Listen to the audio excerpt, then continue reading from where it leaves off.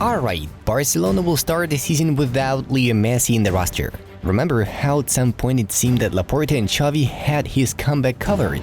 Well, this fact alone immediately changes the matter, because the GOAT was considered the key Blaugrana transfer for the next campaign. The hopes of a season of total dominance were constantly linked with his persona.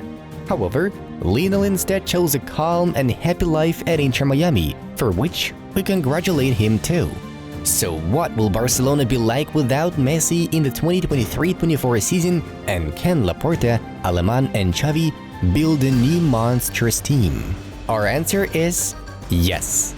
Let's find out why, shall we?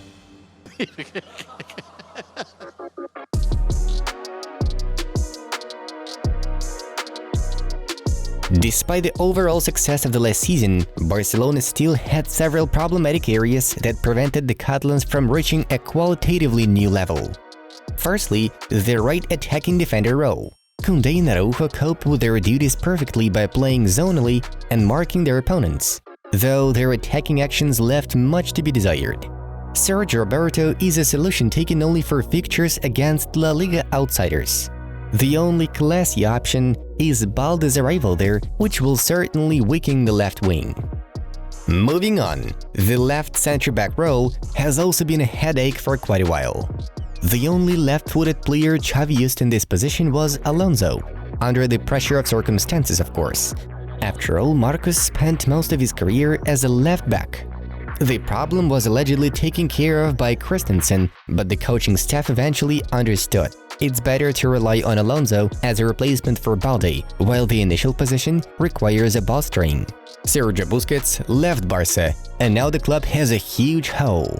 De Jong is a defensive midfielder with a different style of play who often moves forward. In order to gain total control over their opponents, Blaugrana now need a midfield maestro, and this marks the key priority at the moment. Xavi also tends to mention the absence of creative midfielders. The team lacks a scoring or even a pre-scoring pass. There is one such magician in the roster. It's Pedri, with Frenkie de Jong being an alternative. No wonder Barca boss was betting on Messi's return. Leo is the best player in the world when it comes to orchestrating attacks. Therefore, his absence is a big issue for Xavi. And finally, they need a top-notch replacement for Lewandowski and the left winger. When the Polish international is out of shape, it becomes immediately noticeable during important games.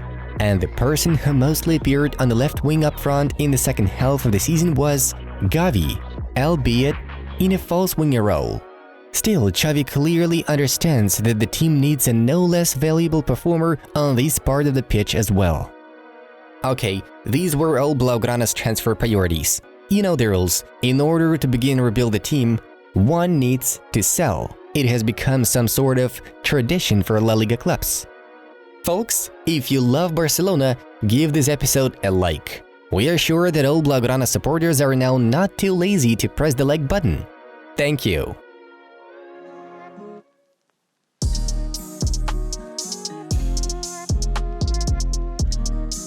Barcelona have been actively working on their players' departure since the end of May.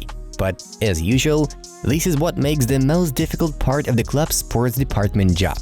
As for now, the closest transfer out is considered to be Clement Lenglet.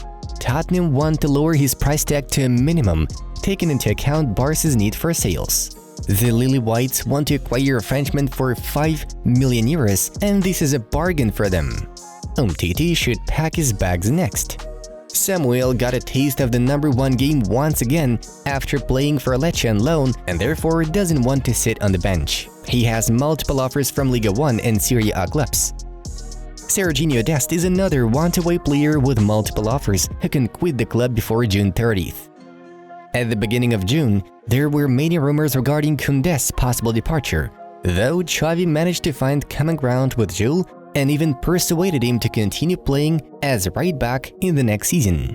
If talking about the midfield, the Catalans are concentrating most of their work on Franck Kessie.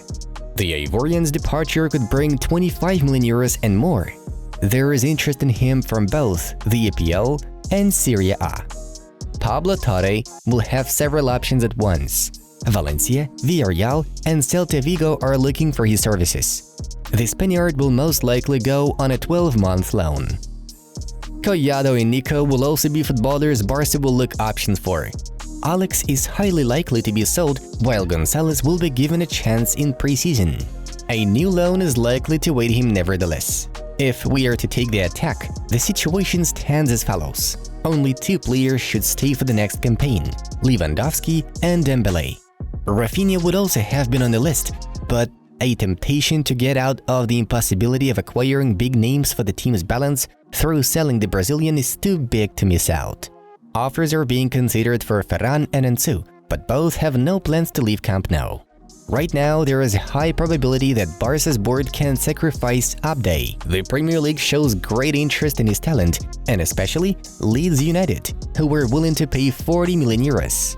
Keeping in mind that Fati doesn't even want to think about leaving, and Barca still counts on him, here's our prediction.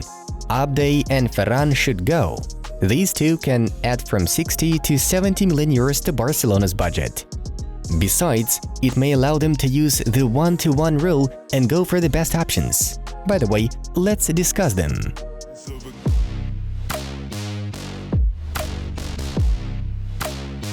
How about specifying exactly how Barca will act after the failed operation to bring back Leo Messi?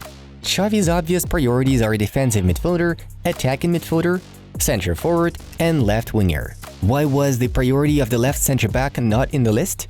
Because this issue has already been resolved, and resolved perfectly. There are 2 options at once. Inigo Martinez's signing as a free agent will be announced on July 1st, as soon as his contract with Atletico officially expires. Barca also penned 18-year-old Mikhail Faye for 5 million euros, who is considered a prodigy who will be expected to end up in the first team in the future. As for strengthening the defensive midfielder position, Xavi stays true to himself. He needs Kimmich or Zubimendi. These guys can be recruited for 60 to 70 million euros, but Bayern and Real Sociedad do not want to let go of their top performers, so a dead end could possibly be reached here. Ilkay Gundogan, who made only 9 appearances in this role last season, may be suitable for Barca's style. However, the German is a free transfer capable of covering 2 most troublesome positions at once: defensive midfielder and central attacking midfielder. Now Ilkay is hesitant, but his wife is persuading him to move to Barcelona, while Blaugrana have already made an improved offer. Chances of signing him after Messi's rejection are only increasing.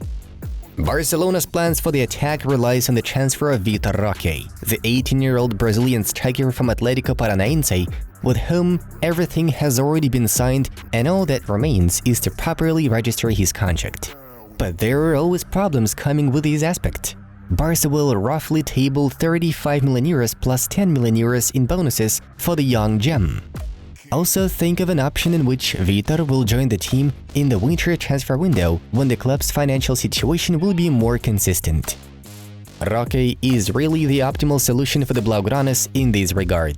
He can play in all attacking positions and is considered a very productive and unpredictable striker. The way he plays reminds us of a certain Luis Suarez. Neymar may become an unexpected joker for Barcelona.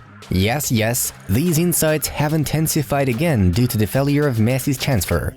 PSG is ready to give the problematic Brazilian even on loan, and some of Barca's directors are promoting this option to Laporta, Alemany and Xavi. In fact, this transfer could shake up the team in a positive way, because Ney loves Barcelona, both the city and the club. And Xavi would get a top-class player with the ability to make an assist and pre-assist. By and large, the more or less balanced transfer window for Barca without Messi would be described with the following signings: Inigo Martinez, João Cancelo, loan plus option to buy, Kimmich, Gundogan, Vitor Roque, and Neymar. However, realistically we could rate only 3 of them: Inigo, Gundogan, and Roque. If taking risks, Barca could play all in with Kimmich. If Joshua puts enough pressure on the club, Bayern will be forced to let the player go to Camp Nou. That brings us to a realistic Barcelona first-team squad for next season.